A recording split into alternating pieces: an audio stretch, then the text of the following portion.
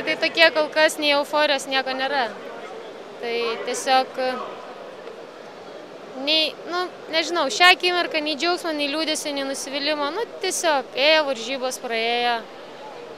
Džiaugiamės rezultatų, faktas yra faktas, o... Skaičiavus kelintą kartą čia jau? Kadangi pernai metai buvo jubiliejus 5 metai, tai šiemet čia šti. Kaip vertini tą Gabijai nutikusią situaciją?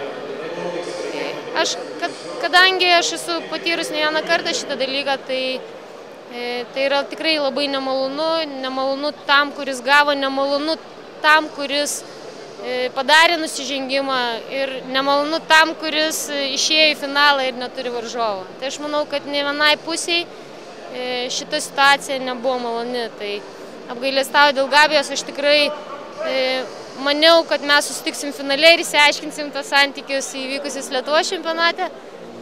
Bet, įvyko kaip įvyko, viskas ateity. Šiek kalbėjome su Gedu, sako, reikėtų griežtinti gal bausmes už tuos smūgius į galvą. Bet, aš manau, kad tai nebuvo tikslingas kažkoks arba specialus veiksmas. Tai kada vyksta emocijos, kada yra nuovargis maksimalus, buvo pratęsimas, tai, kaip galima dar labiau tą sportininką nubausti? Kaip? Jau jisai pašalintas, jau jisai nebeina toliau.